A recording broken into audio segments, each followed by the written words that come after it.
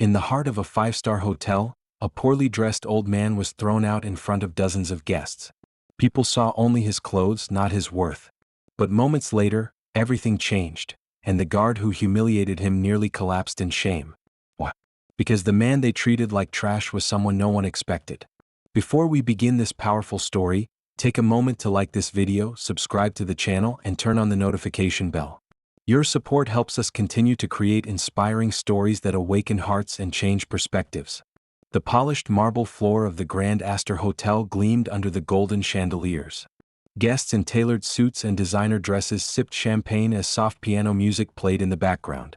Bellboys moved swiftly, their trolleys stacked with fine luggage.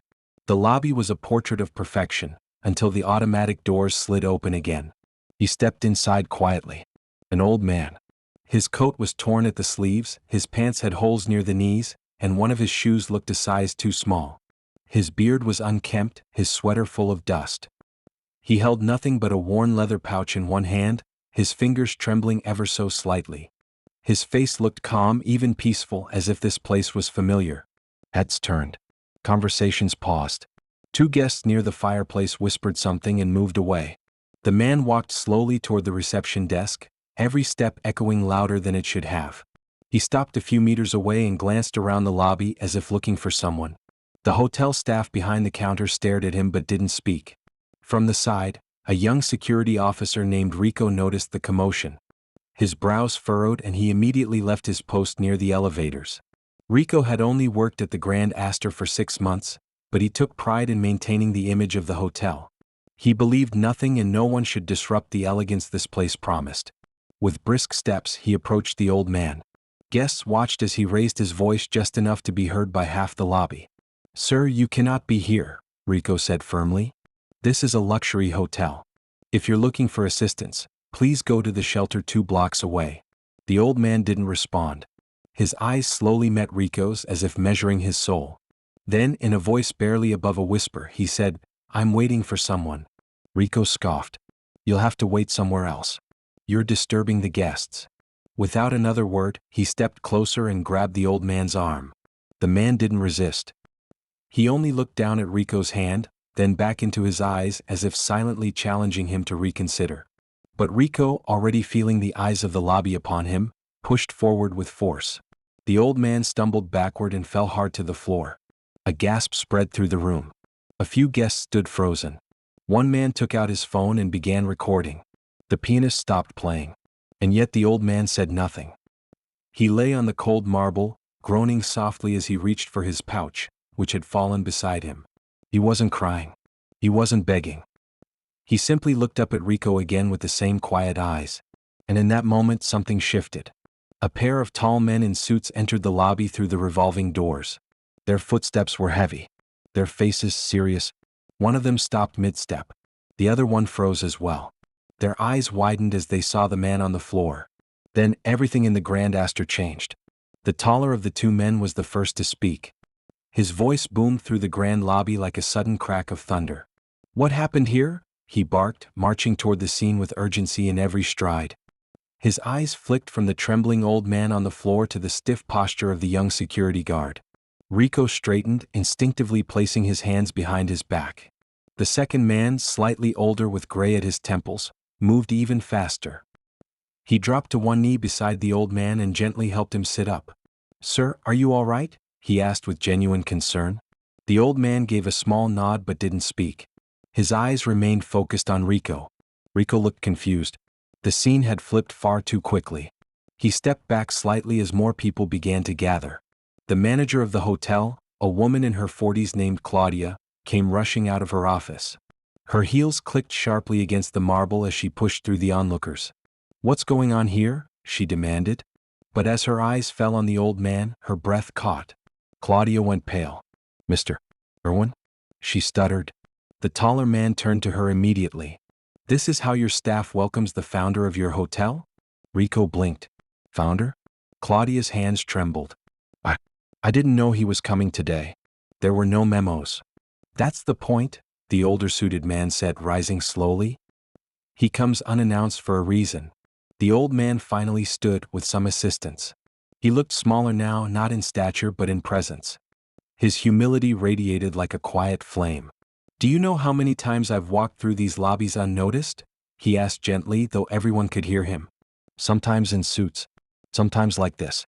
And every time I see the truth." Whispers began rippling through the crowd. Phones were lowered. The atmosphere in the room shifted from spectacle to shame. Rico's mind raced. Founder. As in the founder. Of the Grand Astor chain? His lips parted but no sound came out. He'd only seen the man's photo once in a black and white frame in the boardroom. He looked so different now.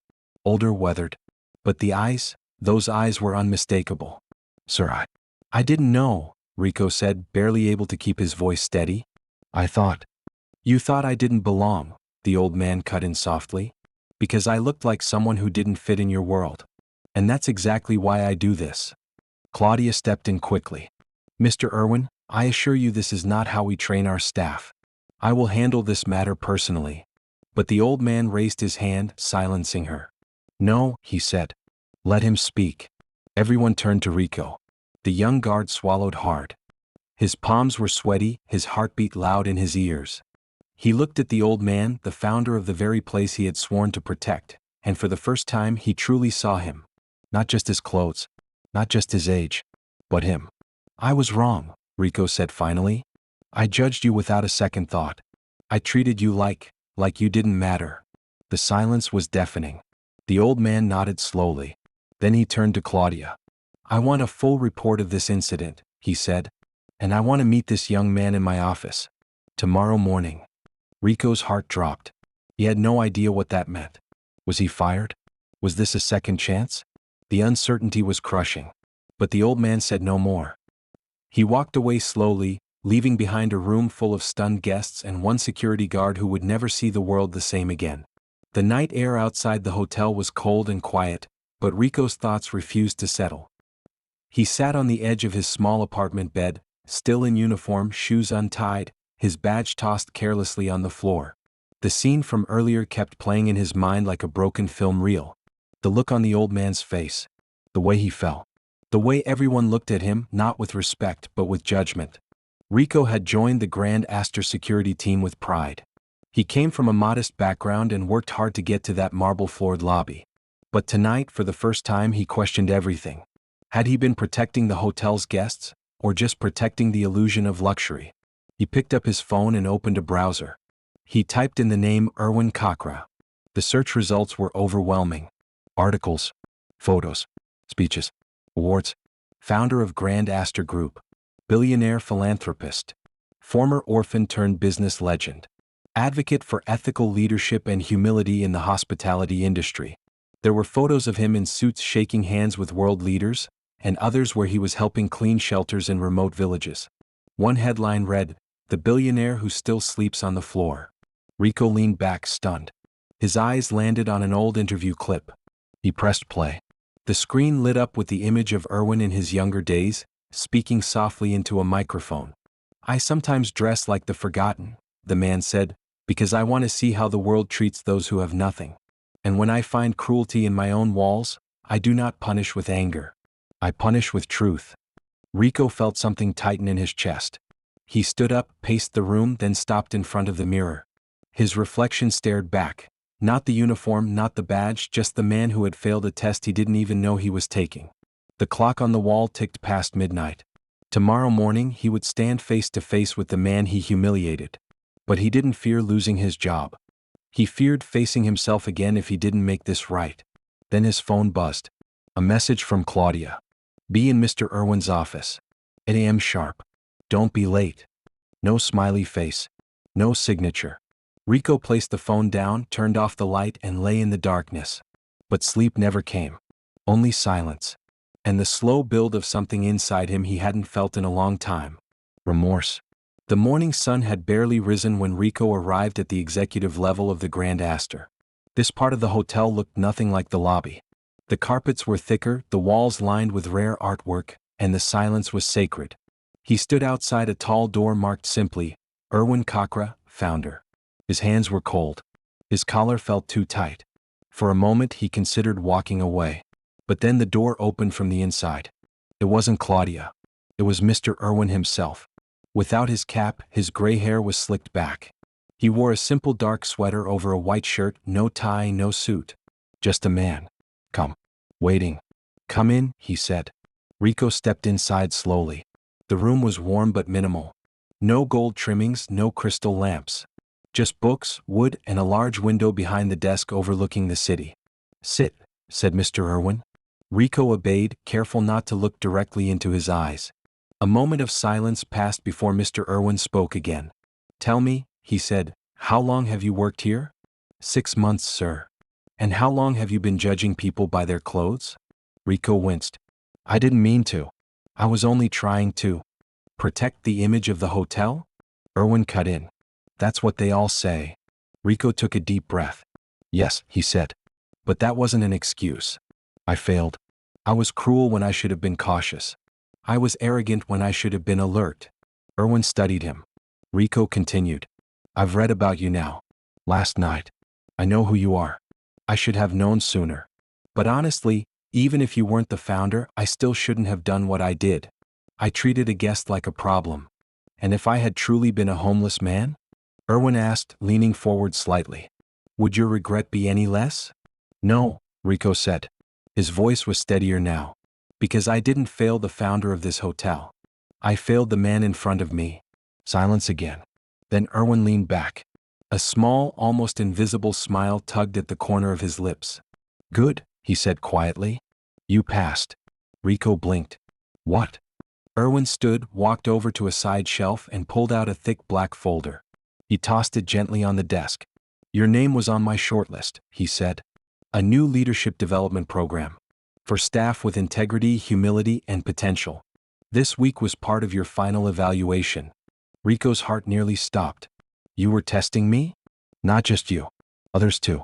But you were the only one who faced the worst side of it. Rico lowered his gaze. And I failed. No, Irwin said. You fell. But you stood back up. He paused, then added, that's what leadership is. Rico was speechless. Irwin turned toward the window.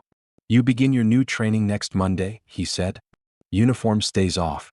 You'll be shadowing me directly for a month. After that, we'll see where you belong in this company. The weight of the moment crashed into Rico's chest. He had come expecting dismissal. Instead, he was being offered something more valuable than a job. A second chance. Irwin looked back at him. But don't mistake this for forgiveness. What you did still hurt. What matters is what you do from this moment on. Rico stood up and bowed his head deeply. I won't waste it, sir. Mr. Irwin nodded once. You're dismissed. Rico walked out slowly, his steps lighter than the ones that had brought him in. In the quiet hallway, he stopped and looked back at the door he had just exited. He didn't know where this path would take him next. But for the first time in a long time, he knew he was walking in the right direction. While Rico was still absorbing what had just happened inside the founder's office, a different storm was quietly building outside the walls of the Grand Astor. The footage from the hotel lobby, the exact moment Rico shoved Mr. Irwin to the ground, had made its way onto social media the night before. A guest who had been sipping coffee near the fireplace had filmed the whole incident, and by morning the clip had already gone viral.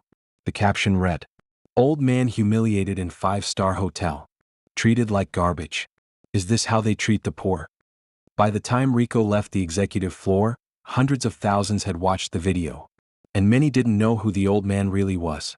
They only saw a powerful hotel letting their staff kick a defenseless elderly man without mercy. In front of the hotel, a line of reporters had already formed. Some guests were checking out early, muttering complaints. A small protest had even begun to form near the valet drop-off. Inside the hotel, Claudia was pale as paper, doing everything she could to contain the mess. PR statements were being written. Lawyers were consulted. Rico's name had not yet been mentioned publicly, but it was only a matter of time. He had just walked into the staff lounge when his phone buzzed again. Unknown number. Meet me at the rooftop. Now. No name.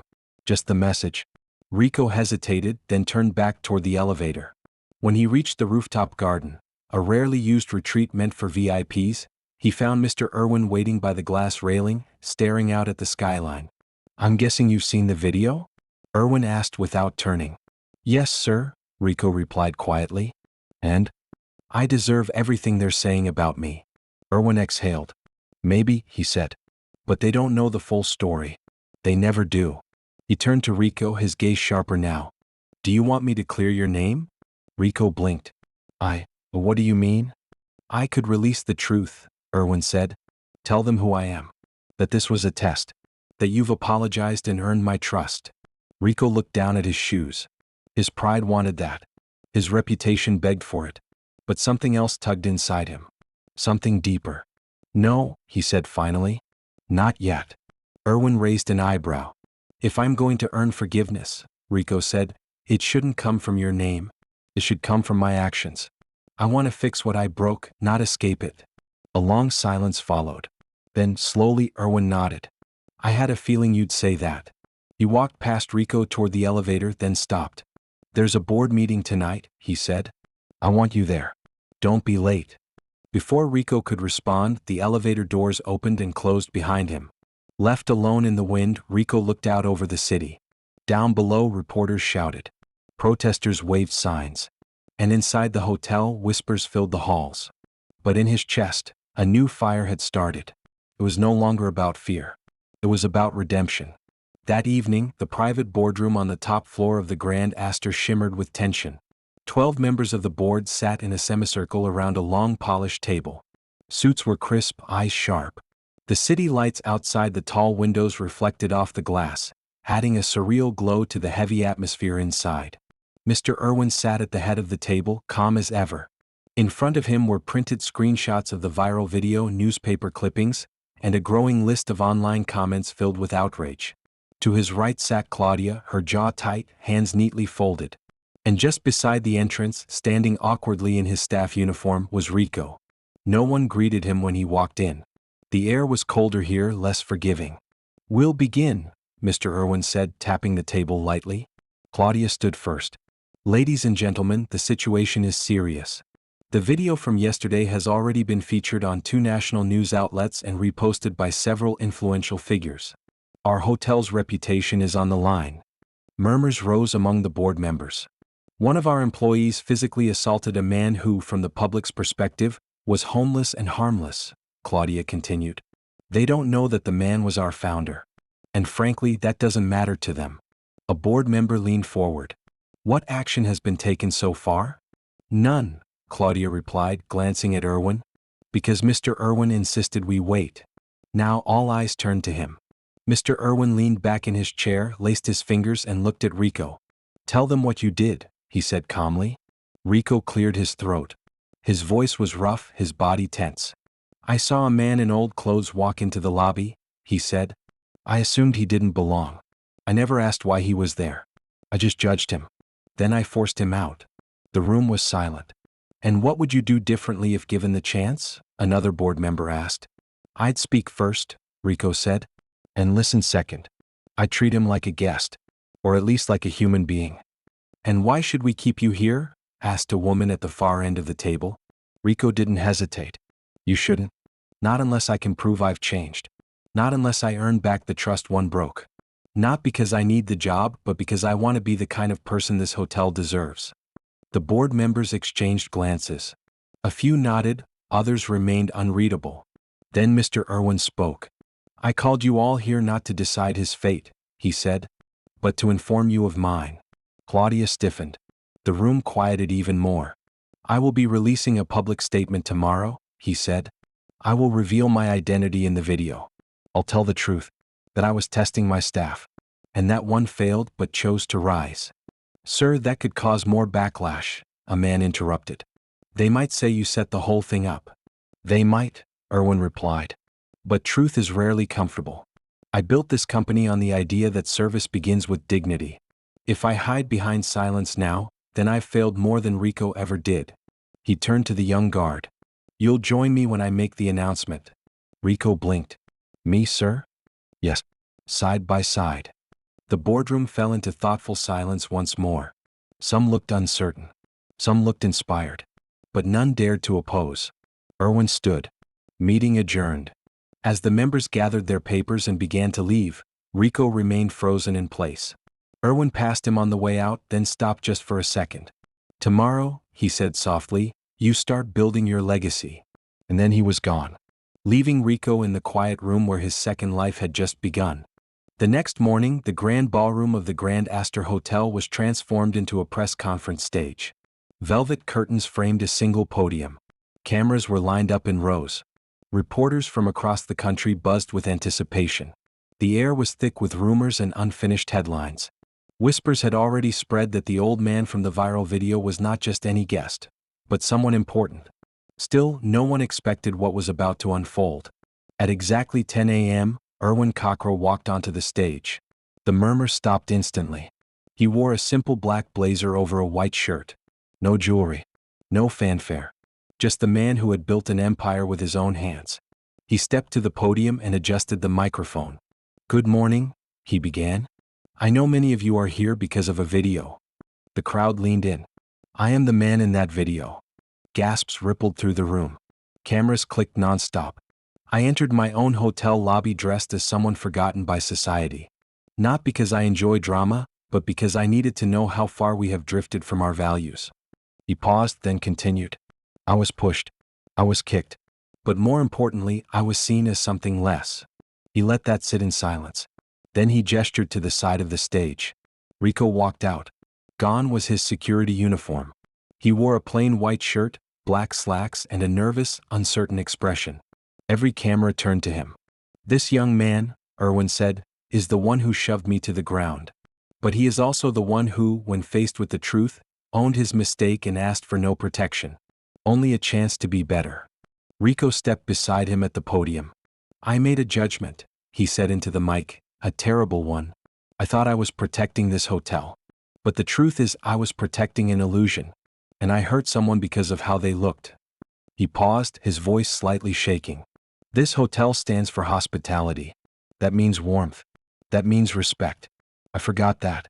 And I stand here not to defend myself, but to face what I've done." The room was silent. No reporters shouted. No interruptions came. Then Erwin spoke again. "Redemption," he said, "is not a gift. It is a decision. And today we've made ours." He placed a hand on Rico's shoulder. "And if this hotel has any meaning left, it will be shown not in how we treat the powerful, but in how we uplift those who have none." With that he stepped back. Rico followed. The applause began slowly, then louder, then stronger. Reporters who came looking for scandal instead found something they hadn't expected. A lesson, a transformation, and perhaps a glimpse of a world still capable of humility. Moral message. In a world that often judges by appearance, it is easy to forget the value of kindness, humility, and humanity. Rico's story is a reminder that status, power, and success mean nothing if we lose the ability to treat others with respect, regardless of how they look or where they come from. True character is revealed not in how we treat the rich and powerful, but in how we respond to those who seem to have nothing. And sometimes, the people we dismiss the fastest are the ones with the most to teach us. Mr. Irwin could have responded with anger, but he chose to teach through truth. His lesson was not just for Rico but for all of us. Every day we are given opportunities to be better, to rise from our failures, and to rebuild the trust we break. Redemption begins not with perfection but with responsibility. Respect is free to give, yet priceless when received. So before you judge, pause. Before you act, think. Because the person you're looking down on today might just be the reason your world still stands tomorrow.